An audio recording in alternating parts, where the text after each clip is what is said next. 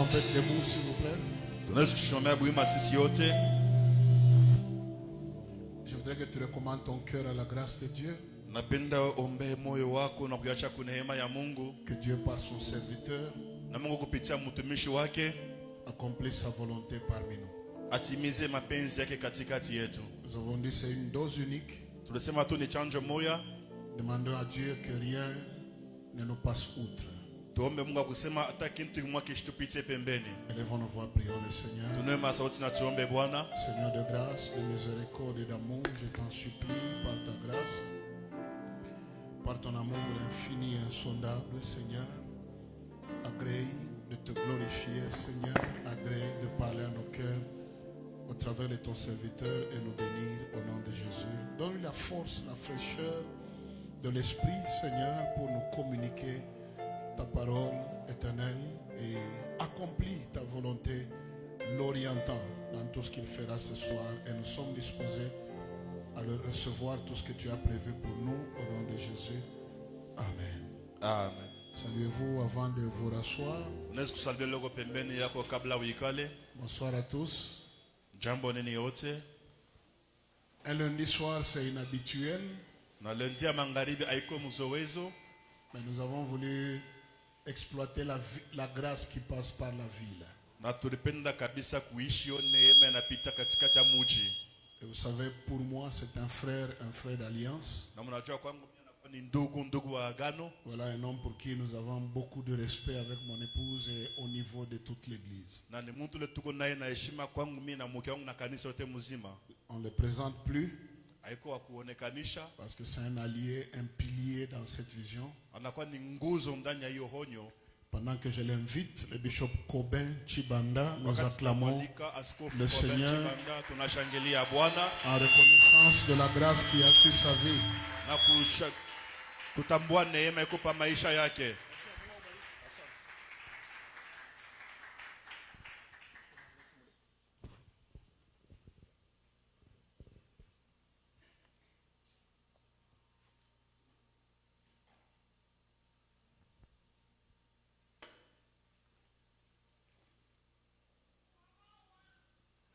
Bonsoir à tout le monde.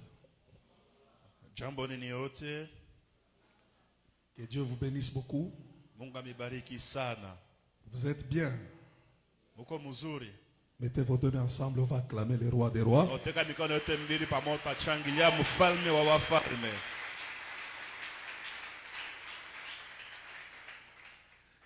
Nous bénissons Dieu qui permet encore une fois que nous soyons ici cet après-midi.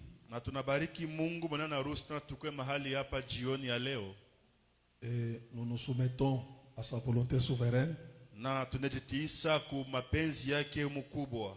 Parce que nous n'avons plus de choix. Nous retrouvons comme Pierre à qui il a dit quand tu seras affermi, quelqu'un d'autre te scindra la ceinture, t'amènera là où tu ne voudras pas.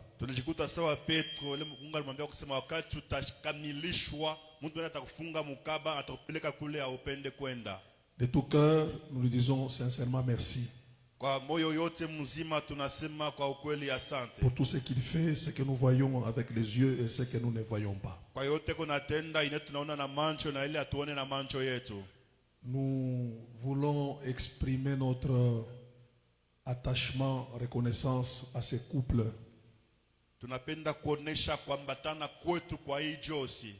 Du révérend pasteur Damas. Je ne sais pas quel vocabulaire je peux exprimer à leur sujet. En Afrique, on reconnaît la grandeur d'un arbre seulement si l'arbre est tombé. Quand l'arbre est debout, on le sous-estime. Je le dis toujours que la valeur d'une église n'est pas la grandeur du bâtiment, mais l'appel authentique qui est dans cette église-là. Je vous dis, c'est une grâce d'avoir un pasteur fidèle à Dieu. Et vous savez ce que nous aimons dans notre dans notre école, parce qu'on on ne force pas la nature. On laisse Dieu faire. Si nous sommes arrivés là où nous sommes arrivés, on n'a pas manipulé quelqu'un. En Swahili, c'est bien. Donc c'est Dieu, au temps convenable, il élève qui il veut. Et c'est ce que j'ai vu depuis longtemps dans le ministère du pasteur Damas. Un homme qui ne force pas, qui accepte d'attendre le temps de Dieu, et il sait faire l'essentiel et rester attaché à sa vision. Et voilà, quand j'entrais, je vois le niveau où la construction a atteint.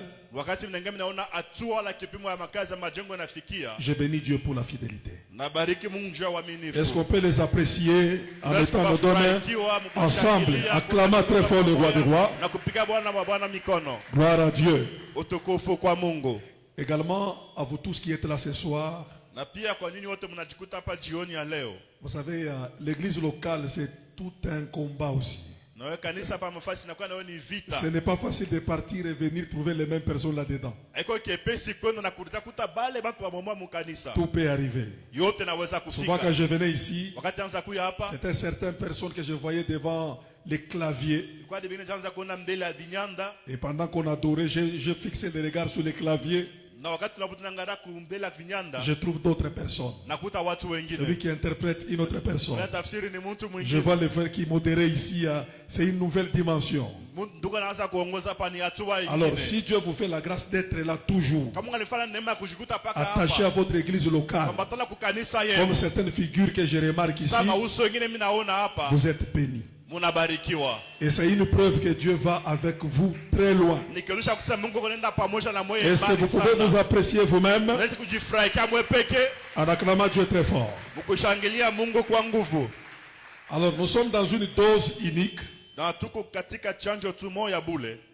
je voudrais que vous puissiez me donner un peu le temps comme un spécialiste en synthèse et puis un peu le temps dans la prière. Nous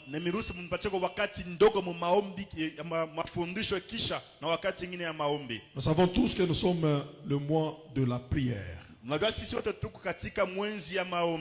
Je vais vous proposer 1 Thessaloniciens chapitre 2, le verset 18. Je parlerai sur la prière. Je crois qu'on continue à projeter là-bas. Voilà, c'est bon. Si on projette, alors on peut m'aider à me débarrasser avec. Suivez, ça c'est Paul.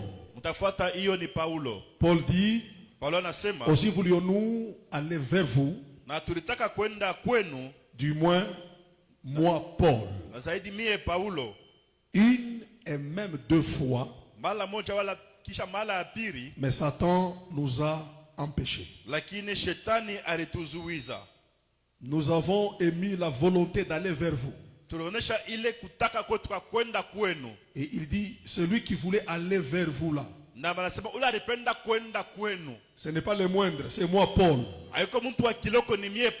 Malgré que je suis Paul, pas une fois, plus de 2 fois, mais Satan nous a empêchés. Le diable nous a empêchés. Je voudrais qu'on prenne un autre test. Ce test va nous aider à équilibrer quelque chose.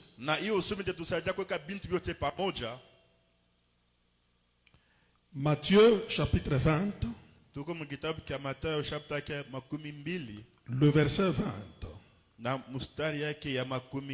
C'est un principe. Alors, la mère des fils de Zébédée s'approcha de Jésus avec ses fils et se prosternant pour lui faire une demande. Il lui dit, que veux-tu ordonne, lui dit-elle, que mes 2 fils que voici soient assis dans ton royaume, l'un à ta droite et l'autre à ta gauche. Jésus répondit, vous ne savez ce que vous demandez. Jésus reproche que ta prière est pleine d'ignorance. Pouvez-vous boire la coupe que je dois boire? Et elle a répondu, nous le pouvons, dit-il. Est-ce qu'on peut acclamer très fort la lecture de la parole de Dieu? Lorsque Dieu veut accomplir quelque chose avec un homme, avec un peuple, la première chose que Dieu fait, Dieu donne à ses peuples une vision. Wakati Mungu anapenda kutimiza kitu fulani na muntu na taifa, kia kwanza Mungu anatenda analeta onyo kwa ile taifa wala kwa ile muntu. C'est la vision qui fixe l'objectif que vous poursuivez avec Dieu. Na ni onyo inaonekanisha ile kunatia shaba ile mnafukuzia pamoja na Mungu. Sans vision, bila onyo, vous n'irez nulle part. Mutaenda fashi. Vous n'atteindrez pas votre objectif. Mutafika kukifukuzio kenu. Et la vision de Dieu na onyo ya Mungu par rapport à notre appel, kufatana na mwito yetu, c'est une vision de grandes choses. Inakuwa ni onyo ya bitu bikubwa wala bitu binene. Dieu ne nous appelle pas pour de petites choses. Mungu ashituta njoo tu bintu tuloko. Peu importe la petitesse du visionnaire. Ingawa butoto wala vile bonye onyo ko kiloko. Si c'est Dieu qui t'appelle, kama ni Mungu anakuita, il t'appelle pour de grandes choses. Anakuita njoo bitu binene. C'est ton silence vraiment qui m'étonne. Ni kimya yako kunishangaisha. Je répète encore, si c'est Dieu qui t'appelle, nasema kama ni il Mungu t'appelle anakuita pour de grandes choses. Anakuita njoo bitu binene. Parce que je dis toujours que Jésus, c'est un amplificateur. Il te trouve petit, il te rendra grand. Inconnu, tu seras célèbre. Faible, il te rendra fort. Tu chancelles, il va t'affermir. La réception de la vision n'est pas un problème. Mais le problème commence dans la marche vers l'accomplissement de cette vision-là. Quand tu manifestes le désir de marcher dans la vision que Dieu te donne, et surtout une grande vision, comme Paul l'a manifesté dans son cœur, il dit, j'avais le désir d'aller vers vous. Il voulait aller proclamer la parole de Dieu. Il voulait les communiquer certains dons. Paul a manifesté ses désirs. Ce soir, je ne vais pas prêcher à tout le monde. Je vais prêcher aux personnes qui ont un cœur rempli du désir d'accomplir la grande vision que Dieu leur a donnée. Pas des gens qui sont constipés. Il y a des gens qui fréquentent l'église par religion. Mais en eux, ils n'aspirent plus à rien. Mais si ce soir tu es dans cette salle, parce que tu désires faire un pas de plus, tu veux avancer, tu veux prospérer, tu veux atteindre un niveau supérieur, tu veux amener tes pieds au sommet de la montagne. Si c'est ton désir, le culte de ce soir te concerne. Donnez-moi un grand amen. J'ai désiré aller vers vous pour en faire un pas de plus dans ma vie ministérielle au milieu de vous. Expérimenter avec vous une nouvelle dimension. Mais Paul dit, Satan m'en a empêché. Satan m'en a empêché. Je veux que tu écrives cette phrase. Pour quiconque veut faire un pas de plus dans sa vie spirituelle, dans sa vie ministérielle, tu vas rencontrer le vrai Satan. Il y a Satan et Satan. Pas le Satan que tu chantes dans le corps de quelqu'un. Si tu veux aller plus loin, c'est en ce moment-là que tu vas réaliser que celui qu'on appelle Satan, l'opposant, l'adversaire de la volonté de Dieu, et tous ceux qui obéissent à Dieu, tu vas les rencontrer sur le chemin. Tu vas les rencontrer sur le chemin. Et regardez, celui qu'on a empêché, de pas n'importe qui, c'est Paul. C'est Paul. Qui est Paul? C'est l'apôtre qui n'a pas vécu physiquement avec Jésus, mais qu'il a reçu par la révélation. Paul l'a croisé sur le chemin de Damas. Il a vécu la manifestation sur le chemin de la gloire de Jésus. Il était en face des rayons du royaume. Il est tombé par terre. Il a entendu la voix. C'est que sa conversion n'est pas une conversion ordinaire comme la nôtre. Paul, c'est celui qui est allé jusqu'au 3e cieux. Et il a entendu des paroles qui ne sont pas permises aux hommes d'écouter. Qui est Paul? C'est celui qui a bâti des églises avec une onction apostolique à un niveau très élevé. Qui est Paul?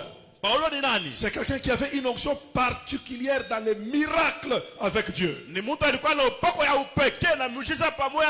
Et qui est Paul? C'est celui dont les autres apôtres reconnaissent qu'il a reçu une intelligence supérieure. Pierre dit, quand vous lisez Paul, vous pouvez vous imaginer avec quelle intelligence il écrit ces choses. Qui est Paul? Lui-même reconnaît. Il a travaillé plus que tous. Non pas lui, mais la grâce de Dieu. C'est qu'en matière de la grâce, Paul a reçu quelque chose. C'est ce Paul-là, dans le désir d'accomplir la vision à une dimension élevée, il lui fut empêché par Satan. Pas une fois, plus de 2 fois. C'est Paul qui a été empêché. Dis à ton voisin, si Paul a été empêché, à combien plus forte raison toi avec tes petites ambitions. Donnez-moi un grand amen. Je prends le géant Moïse. Nous sommes en Exode chapitre 3 verset 19. Je m'introduis rapidement pour atteindre la prière. Moïse fouillant, il se croise avec les surnaturels dans le désert. Il plonge ses regards dans la buisson ardente. Un homme naturel, il expérimente les choses surnaturelles. Et c'est le Dieu d'Abraham qui se révèle à lui. Il lui dit, je vis la souffrance de mon peuple. Je suis descendu et je t'ai sélectionné pour te confier cette commission. Alors tu iras devant Pharaon pour accomplir cette mission. Et quand Dieu lui confie cette vision, la chose qui m'interpelle, Dieu dit à Moïse, je sais que Pharaon ne vous laissera pas partir facilement. Le donneur de la vision, c'est Dieu. Et lui-même reconnaît que Pharaon, que cette vision connaîtra l'opposition. La vraie vision de Dieu, c'est une vision qui reconnaîtra ou qui croisera l'opposition. Donnez-moi un grand amen. Alors, Exode 5, 1 à 2. Exode 1, 5 à 2. Moïse est devant Pharaon. Et il communique la vision, la pensée de Dieu, ou la volonté de Dieu à Pharaon. Dieu, il dit ainsi par l'Éternel. Des fois, les gens pensent que la prophétie fait trembler les démons. Moïse est en train de prophétiser. Il ne parle pas de sa propre part. Il parle de la part de Dieu. Et voici la prophétie qu'il lui donne. Laisse aller mon peuple pour qu'il me serve dans les déserts. Dieu a une grande vision avec ce peuple que tu humilies. Que tu as maintenu dans l'esclavagisme pendant longtemps. Laisse qu'il parte me servir. Moïse est convaincu de son message prophétique. Mais il va s'étonner de la réaction pharaonique. Pharaon lui dit, qui est l'Éternel pour que je lui obéisse? Je ne peux pas lui obéir. Il refuse, je ne vous laisserai pas partir. Je ne vous laisserai pas partir. Moïse a fait de va-et-vient. Je vous dis la vérité, Pharaon a refusé. Et vous connaissez l'histoire, si ce n'était pas par l'intervention divine,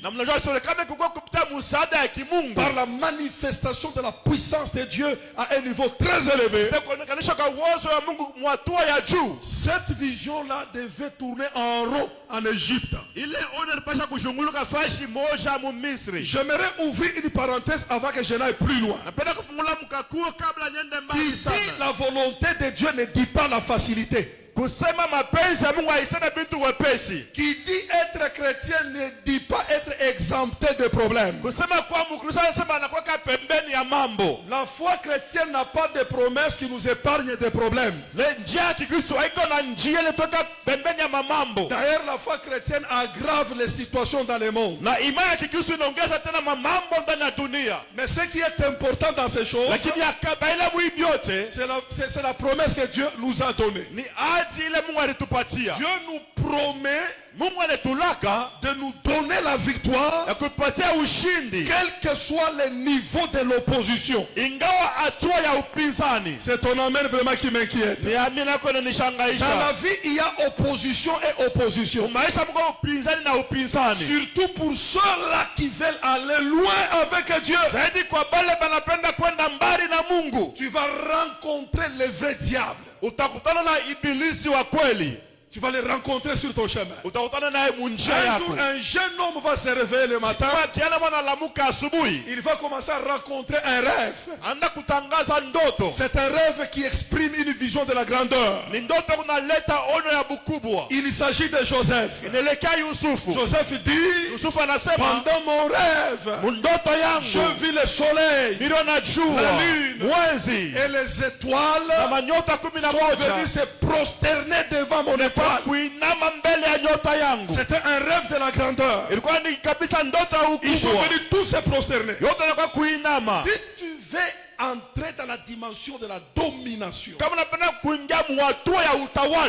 d'impacter les autres, la dimension d'influencer les autres, de se distinguer parmi les gens de ta génération, je te dis la vérité, tu vas rencontrer le vrai diable.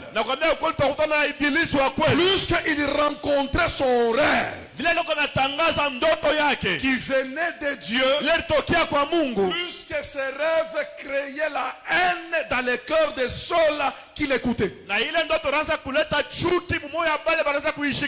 Bible dit ils l'ont haï. Et ils l'ont haï davantage.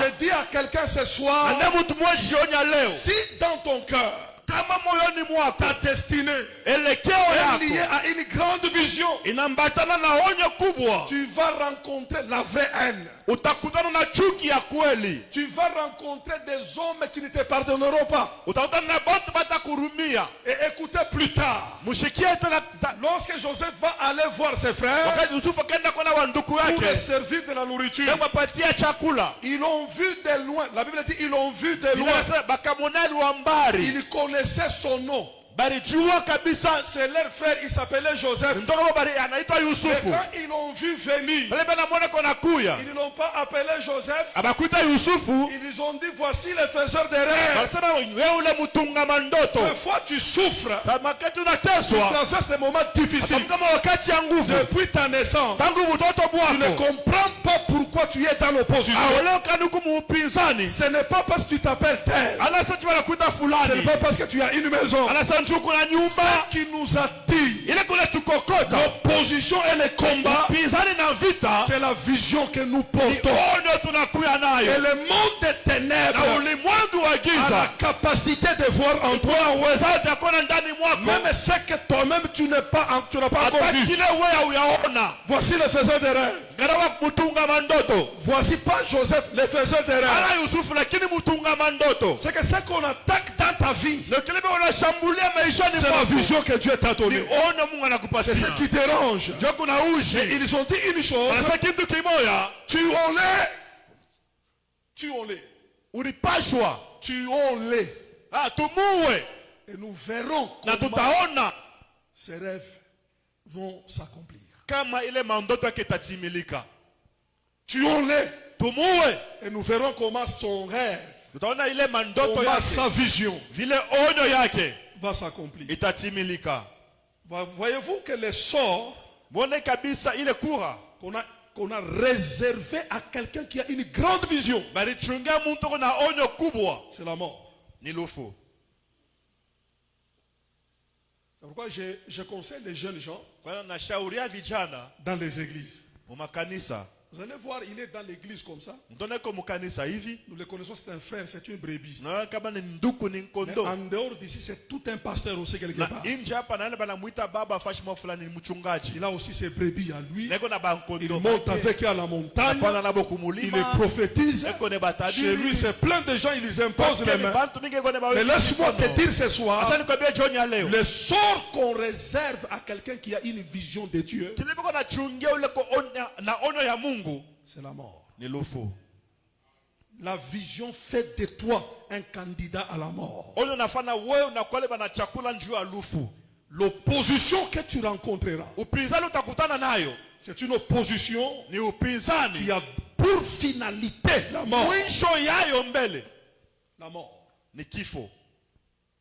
Tuons-les Tumuue et nous allons voir na tutaona comment son rêve vile ndoto yake va s'accomplir. itatimilika. Et cette déclaration, Na hiyo misemo je l'ai vue sur les personnes qui portent de grandes visions. miliona juu ya wote kuna maonyo kubwa.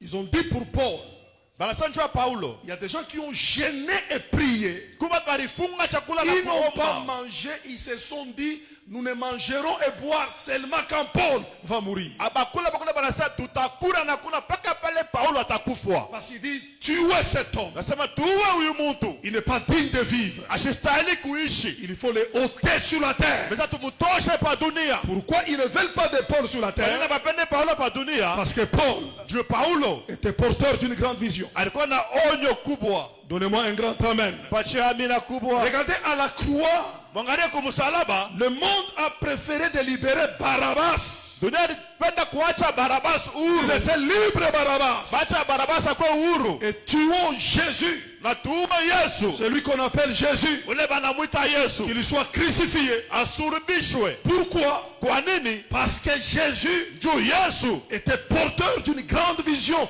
de la part de Dieu. alikuwa na onyo kubwa natokea kwa Mungu. Écoutez-moi ce soir. Unasikia jioni ya leo? Des fois, le fait de ne pas avoir de problèmes dans la vie n'est pas un signe de la délivrance. Sasa ile hali ashokuwa na mambo maisha haina ndio alama ya ufungulivu. Répète encore ça en Swahili. Na ile alama ashokuwa na mambo ndani ya maisha ana Parce qu'il y a ndio des chrétiens Quelqu'un qui se frotte aussi les mains. Moi, je n'ai pas de problème. Il n'y a que tel qui a des problèmes. Si le diable sait, il n'y a aucun danger dans ta destinée, dans l'accomplissement du programme divin, il peut te laisser en paix. Mais si tu sais que tu es porteur, comme cette femme de l'Apocalypse 12, qui était grosse, avec un enfant, qui avait la capacité de paître les nations de la terre. La Bible dit que le dragon s'est tenu en face d'elle. En face signifie l'opposition. Entendant qu'elle accouche, pour que l'enfant soit dévoré. J'aimerais encourager quelqu'un ce soir. Je ne sais pas le niveau de ton opposition. Peut-être tu mènes une vie qui est manifestée par la résistance. Tu te poses des questions. Pourquoi les choses ne sont pas faciles pour moi? Telle vie, ce sont des vies de porteurs de grandes visions. Mais ce soir, je fais la première déclaration. Quelle que soit ton opposition, et le niveau de ta résistance, ça va tomber. Tu vas remporter la victoire. Et tu vas passer au-delà des miracles qu'on a placé devant ta destinée. Si tu me donnes un bon amen, cela commence à tomber. Ta manière de dire amen, il n'y aura pas le tremblement de l'opposition. Donne-moi un bon amen. Que ta résistance soit brisée ce soir.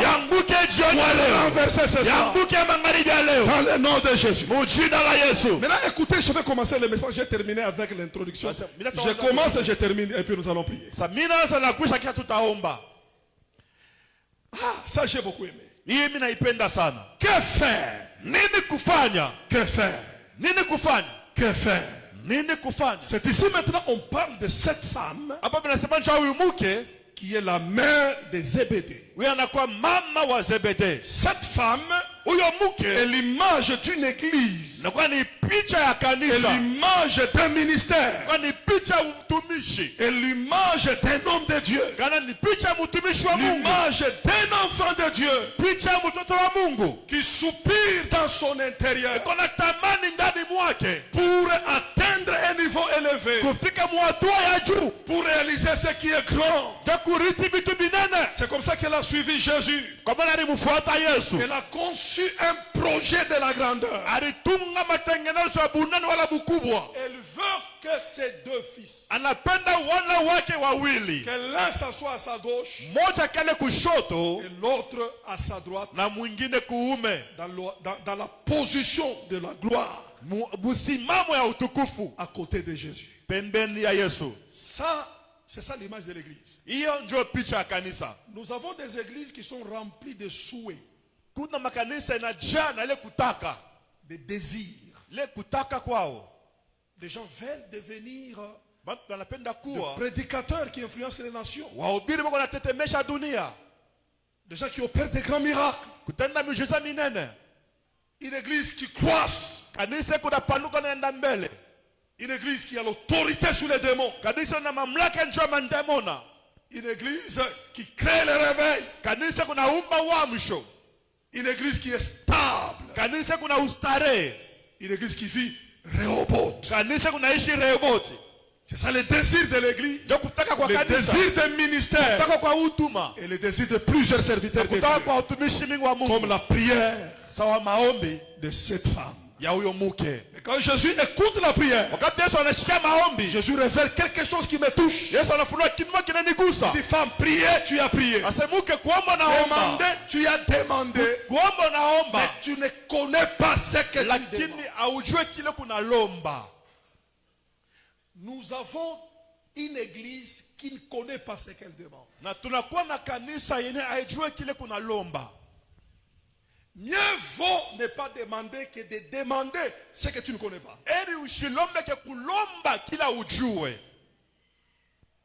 Parce que c'est dangereux. Alors Jésus il va révéler un grand secret. Et c'est de cela que je vais vous en parler. Et puis nous allons prier. C'est de quel secret s'agit-il? Je dis à la femme, il n'y a pas d'occupation dans des dimensions élevées si tu ignores la notion de boire la coupe.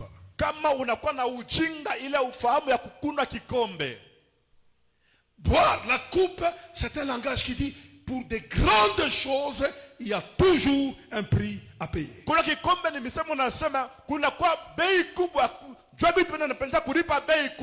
Église, écoutez-moi ce soir. On ne reçoit pas tout de la même manière. Répète encore ça en Swahili. La faiblesse de l'église, c'est vouloir aller à tous les niveaux de la même manière. Il y a dimension et dimension, et à chaque dimension, il y a un prix à payer. Et la valeur d'une chose, dans son obtention, est liée à son prix. Il y a soulier et soulier. Il y a chemise et chemise. Il y a veste et veste. Si vous voulez développer l'esprit de la gratuité, vous nagerez dans les choses sans valeur. Si vous voulez développer l'esprit de la facilité en tout, vous aurez certaines choses. Ça ne sera pas des choses qui occupent des dimensions élevées. Mais si tu penses comme cette femme s'asseoir à côté de Jésus dans une position de pouvoir, dans une position d'autorité, où ta renommée se répand, une onction supérieure qui influence et qui impacte, il y a un prix à payer. Je dis il y a un prix à payer. Tout ne se donne pas comme des biscuits et des chocolats. Tout n'est pas des cadeaux d'anniversaire. Où toi tu ne fais que déballer les cadeaux. Et tu dis merci. Il y a certaines choses pour les obtenir. Il faut payer le prix. Quand tu les salueras de loin, et tu n'entreras pas à Cana. Donnez-moi un grand amen. J'aimerais atterrir et prier avec vous. Depuis Genèse, après la chute d'Adam et Ève, Dieu dit à la femme qui est la source de la production des choses, à partir de maintenant, j'augmenterai la souffrance d'enfantement. L'augmentation de la souffrance d'enfantement n'est pas un malheur que Dieu attache à la femme. C'est une sagesse pour permettre à la femme de reconnaître la valeur des choses qu'il obtiendra. Vous savez, si tu es dans une voiture, tu ne connais pas le prix. Je te dis même ta manière de conduire sera visible. Celui qui est dans une église dans laquelle il n'a pas payé le prix, il peut s'élever n'importe quand et diviser l'église. Mais celui qui connaît le prix de la il connaît le prix de l'enfant. Il voudra que l'enfant soit intact. Pourquoi? Parce qu'il voit toute cette douleur qu'il a portée. Il voit la césarienne, comment il avait saigné, et il connaît la valeur de la chose qu'il porte. Et ce soir, le premier prix à payer, si vous voulez aller plus loin, vaincre l'opposition, renverser la sorcellerie de Pharaon. Regardez, tu mènes une vie comme quelqu'un qui rampe par terre. Ça fait longtemps tu es au même niveau. Je sais que Dieu t'a appelé comme une étoile. Toi tu dois briller dans les cieux. Toi tu dois être une source de la bénédiction pour ta famille. Mais ces choses n'arriveront pas comme des petits biscuits entre tes mains. Il faut payer le prix. Il y a 4 grands prix à payer. Ça, ce sont les secrets que Dieu m'a donnés. Mais ce soir, je vous parle seulement d'un seul prix. Le premier prix, c'est le jeûne et prière. Les jeûnes, mafungo et prière. Les jeûnes, mafungo et prière. Les jeûnes, mafungo et prière. Les jeûnes, mafungo et prière. Les jeûnes, mafungo et prière. Quelqu'un veut briser l'opposition. Quelqu'un veut sauter les miracles de sa famille. Quelqu'un veut déplacer la borne. Quelqu'un veut casser l'incassable. Premier prix à payer. Jeûne, funga et prière. Je vous dis la vérité. Ce n'est pas un message théorique. Si tu veux expérimenter, d'arriver là où tu dois arriver, premier prix à payer. Sois rare devant la table à manger. Des fois la nourriture c'est une distraction. Le royaume de Dieu ne consiste pas dans les manger, dans les boire. Donnez-moi un grand amen. Amen. C'est pourquoi vraiment ça c'est le mois de la prière. Alors écoutez. Jésus, je n'ai pas le temps de lire. Il a pris ses apôtres. Il est allé avec eux dans un lieu où il allait par coutume. C'est que habituellement il allait là. Vous voyez cet endroit? C'est où? À Gethsémani. Et quand j'observe le fonctionnement de Jésus à Gethsémani, quand il est là dedans, le mot répété dans ces jardins-là, c'est la prière. La prière. La prière. Soit il prie, soit il pousse les apôtres de prier, soit il s'éloigne lui-même et il prie. Pose la question à ton voisin. Quel est le lieu d'habitude que toi tu fréquentes? Je te dirai à quel niveau tu peux atteindre l'objectif de ta vie.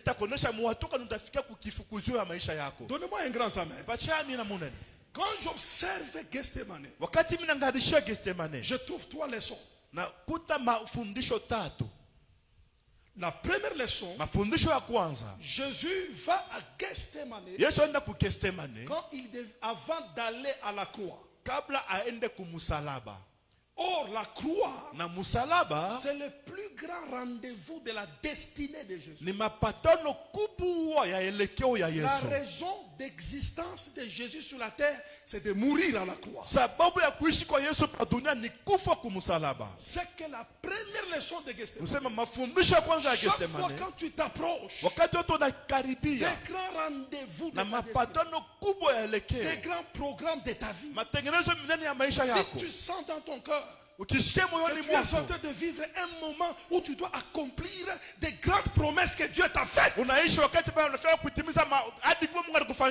c'est que les lieux que tu dois fréquenter, c'est Gethsémani, qui veut dire les lieux de la prière. Quand toi tu as des grands rendez-vous, quand tu reçois des grandes prophéties, des grandes promesses, quel lieu que tu fréquentes? Il est allé à Gethsémani. j'observe pour la deuxième fois Gethsemane. Je découvre que Gethsemane n'est pas seulement le lieu de l'accomplissement des grands rendez-vous de la destinée. Mais Jésus, en y entrant, il dit ça, c'est l'heure des ténèbres. L'heure du combat. Je sens que le monde des ténèbres s'est appesanti sur moi. Chaque fois quand tu sens que le combat devient grave, tu sens que la sorcellerie est en train de t'oppresser. Il y a des moments où tu es chrétien, tu pries, mais tu sens que dans ta maison, sur 4 enfants, 3 sont malades. Les affaires ne marchent pas. Quand tu dors, les rêves ne sont pas bons. Ce sont des esprits de mort. Quand tu sens que c'est l'ère des ténèbres, c'est le moment qu'il faut fréquenter. Gethsemane, qui est le symbole de la prière. Pose la question à ton voisin. Quand ça ne marche pas dans ta vie, quand ça devient lourd, au lieu d'aller à Gethsemane, tu commences à critiquer l'église, tu commences à critiquer les pasteurs, tu commences à chercher les prophètes. Quand c'était coincé dans sa vie, sur le plan spirituel, Jésus le maître, il est allé à Gethsemane, le lieu de la prière. Et la troisième leçon, Gethsemane, je découvre que pendant qu'il est là-dedans, il vient chez les siens, les apôtres, parce qu'il pensait retrouver un renfort auprès d'eux. Parce que c'était grave. Mais il les trouve endormis, en train de somnoler. C'est que Gethsemane, c'est aussi un lieu lorsque ceux-là qui doivent être avec toi, ils ne sont plus avec toi. Ceux-là qui doivent te soutenir, tu ne sens plus leur soutien. Ceux-là qui doivent t'assister, tu ne sens plus leur assistant. Gethsemane, c'est le lieu de ceux-là qui se sentent abandonnés, ceux-là qui se sentent isolés. Quand tu te sens seul, parce que dans la masse de la vision, il y a un moment où tu te sentiras seul, dans la solitude, comme si tout le monde est parti. Même ta femme n'est plus là. Si tu te sens seul, ne regarde ni à gauche ni à droite. Le lieu où il faut partir, c'est dans les lieux de la prière. Et Jésus a prié à Gethsemane. La Bible dit, un ange de l'Éternel est descendu pour le fortifier. Mais les apôtres qui n'ont pas prié, quand le temps de malheur est arrivé, c'était des dégâts. Les uns ont coupé les oreilles. Un autre, pour se sauver, il est parti. Il a laissé la robe par terre. Et plus tard, Pierre a renié le maître 3 fois. Alors c'est pourquoi j'ai conclu en vous disant ceci. Voici ce qui arrive quand tu ne pries pas. Voici les choses qui arriveront quand tu ne pries pas. Et puis nous allons prier. Sinon, si nous ne prions pas, ces choses vont arriver. Donnez-moi un grand amen. Amen. La première chose, c'est dose unique. Je fais un Seigneur comprimé. Ne dites pas qu'il a duré, c'est dose unique. Toi, je te connais, tu vas à la fête là-bas, des fois, tu regardes à la fête, minuit, 1h du matin. Maintenant, c'est pas à mon tour. Laisse-moi donner la dose unique. Acclamez d'abord pour moi-même ici. Acclamez pour moi-même. La première chose, quand tu ne pries pas, la première chose, quand tu ne pries pas. Wakati ile aombe. Luc 21. Tuko mkitabu ya Luka, le verset 36. Luc 21. Je ne fais pas trop de commentaires de plus en plus. Nous allons prier. Luc 21, verset 36. Luc 21, verset 36. Écoutez ce que la Bible dit. Je suis répondu. Luc 21. Veillez donc et priez en tout temps, afin que vous ayez la force d'échapper à toutes ces choses qui arriveront. Yes. Et de paraître debout devant le Fils de l'homme. Être debout dans les choses de Dieu et avoir la capacité de résister aux choses du diable qui t'arrivent n'est pas une chance.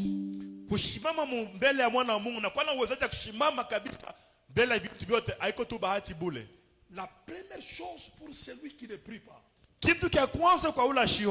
tu n'auras pas la force d'échapper ou de résister à tout ce que l'ennemi préparera contre toi.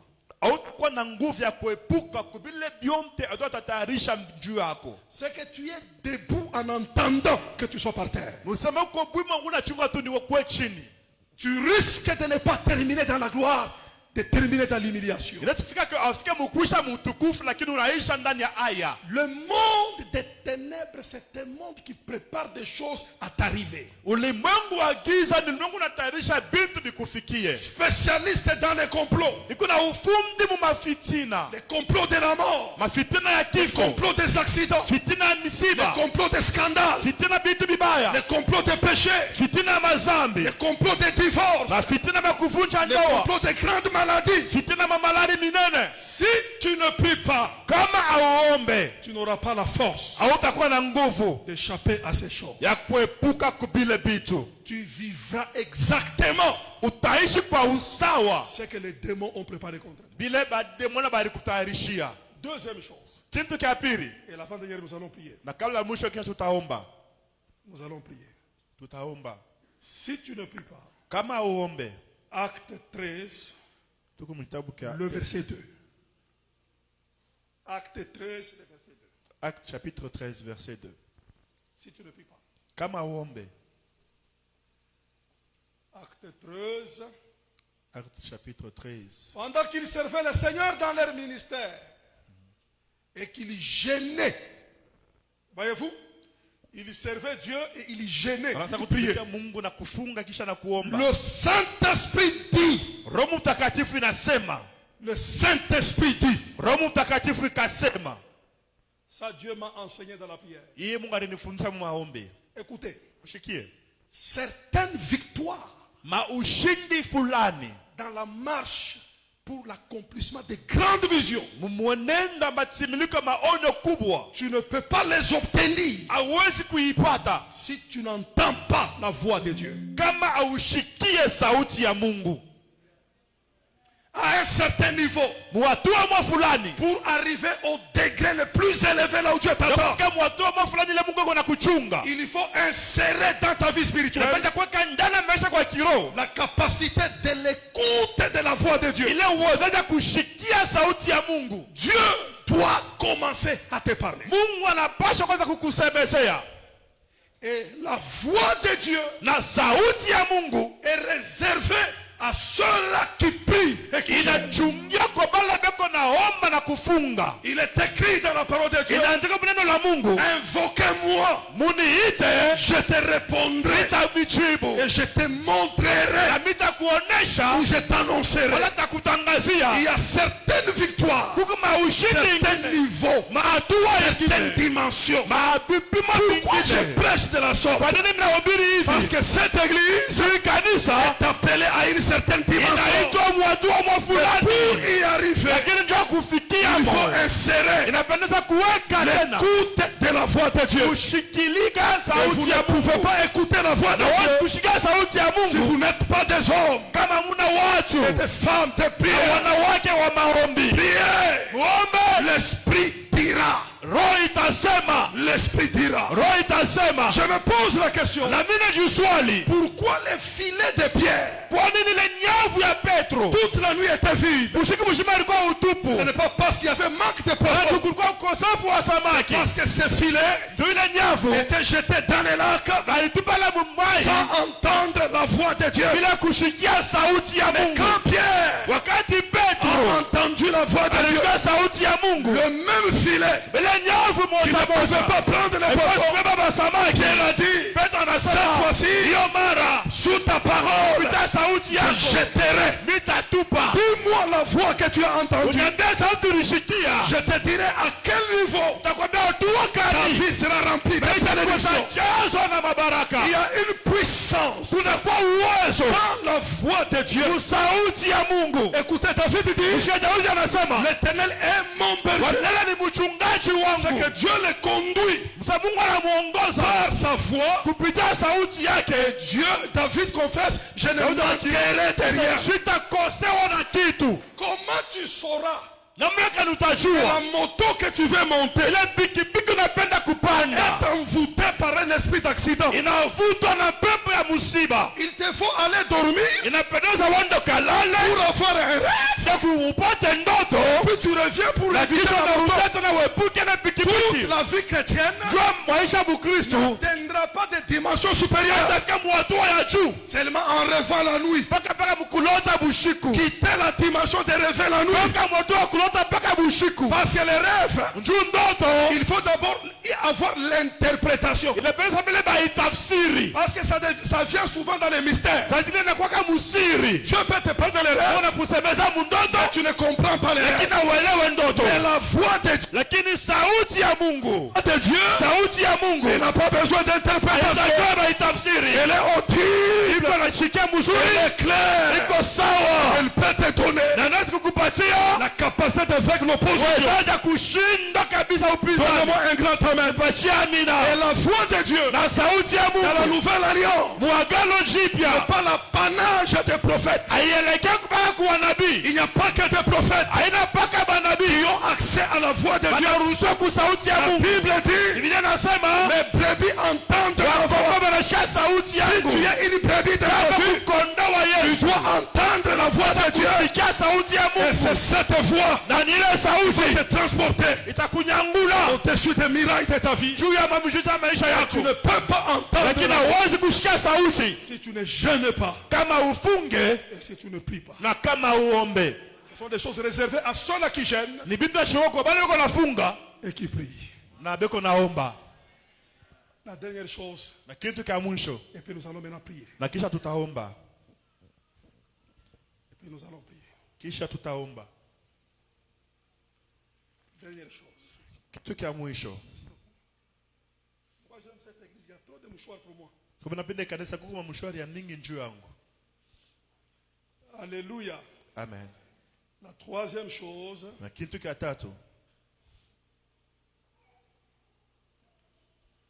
quand tu jeûnes,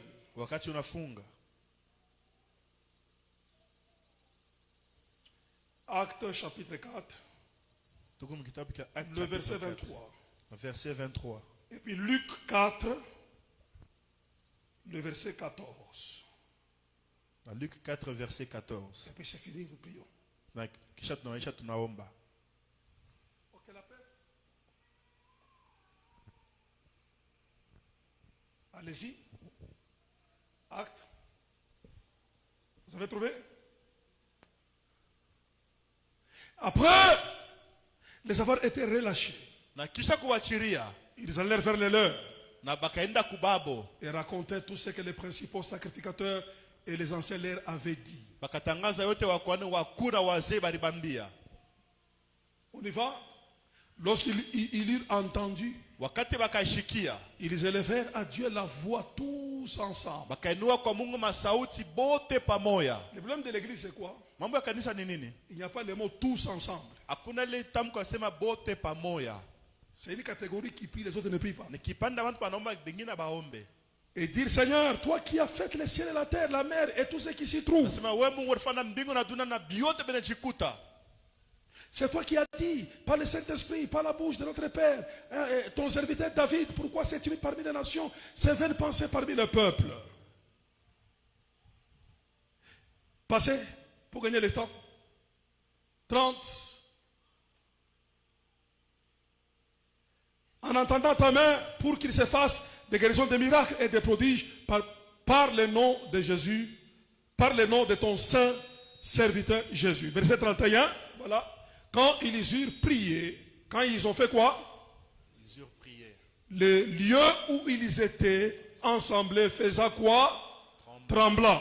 Et ils furent tous comment? Remplis du Saint-Esprit. Devant le Jourdain, le fils des prophètes se moque d'Élisée. Voici le suiveur. Son maître est parti. Il est resté seul. On va voir comment il va traverser le Jourdain. Mais ce qu'ils ignoraient, Élisée, il était seul. Et il avait les manteaux. Il avait les manteaux. Quand tu as les manteaux, c'est fini. Kunaisha. Quand tu as les manteaux, c'est fini. Kunaisha. Tu ne peux pas tout changer dans ta vie avec les choses de la terre. Les choses qui vont changer ta vie. Les choses que tu reçois d'en haut. Les choses que tu reçois d'en haut. Dis-moi ce que tu as reçu d'en haut. Je te dirai à quel niveau tu peux impacter la terre. Le manteau ne venait pas de la terre. Et il lui a dit, tu me verras monter.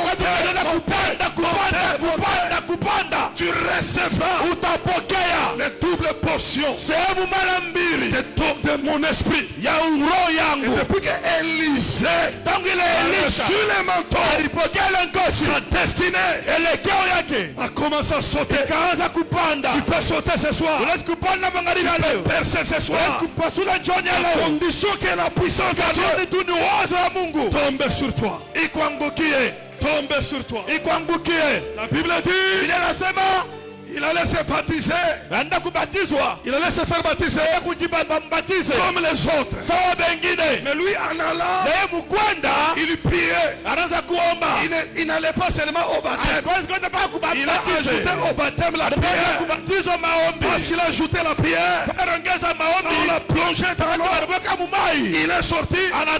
Le ciel s'est ouvert. Tu ne peux pas ouvrir le ciel si tu n'es pas un homme de prière. Et la Bible dit, celui-ci est mon fils bien-aimé. Écoutez, on peut te présenter par les pasteurs, on peut te présenter par le gouvernement. Mais si le ciel te présente toutes choses pour te respecter, Dieu a dit, il est mon fils bien-aimé. Écoutez-les. Tempête, écoutez-les. Les morts, écoutez-les. Les démons, écoutez-les. C'est pourquoi la Bible dit, qui est celui-ci? Quand même la tempête, il parle à la tempête. Parce que le ciel avait dit, écoutez-les. Lorsqu'il a parlé à Lazare, Lazare était mort. Lazare a écouté. Pourquoi? Le ciel a dit, écoutez-les. Il a parlé au figuier. Il n'aura plus de fruits. Le figuier a séché. Pourquoi? Parce que le ciel avait dit, écoutez-les. Si le ciel s'ouvre et il dit quelque chose sur toi, c'est fini. C'est fini. Et cette dimension-là, on ne peut l'atteindre que par les jeûnes et prières.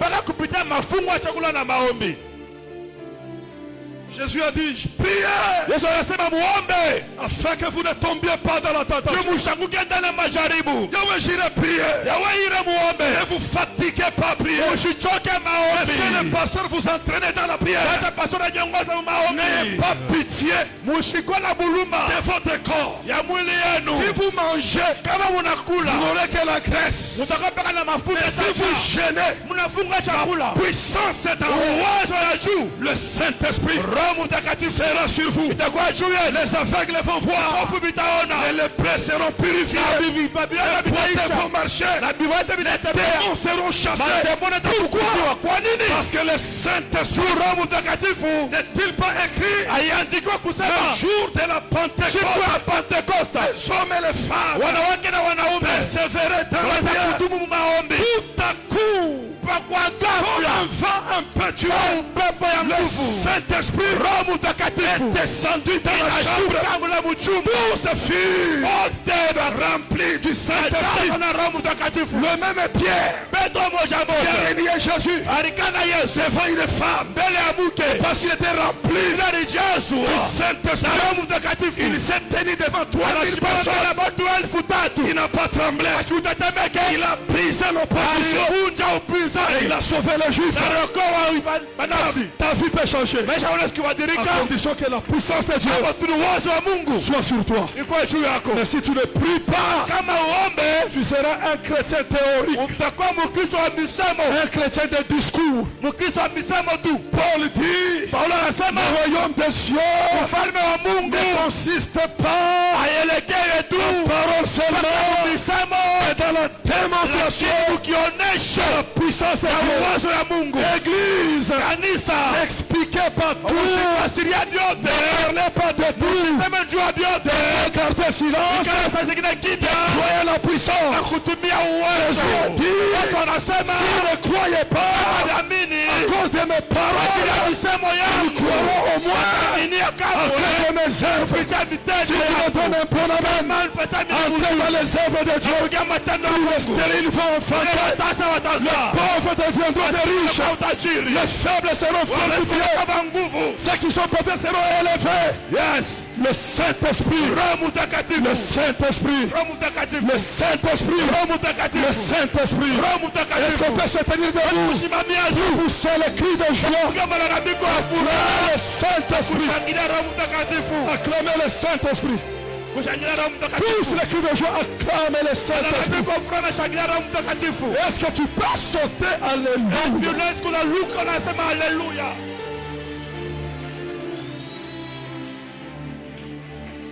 Tout ce qu'il te faut pour que ta destinée change, c'est la puissance d'en haut. Et la puissance d'en haut, elle est cachée dans les jeûnes et prières.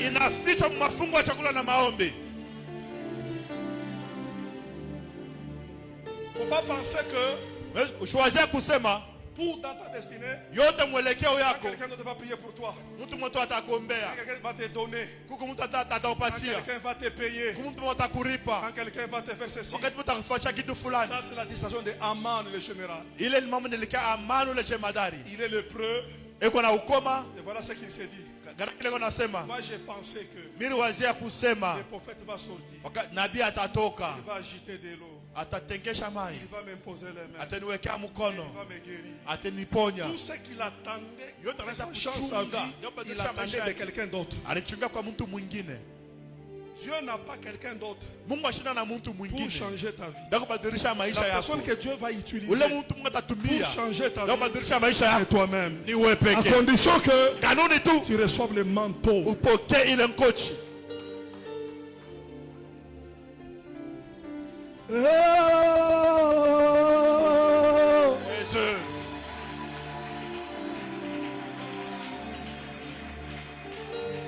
Quand ça descend sur toi, même un homme ordinaire, il peut faire des choses extraordinaires.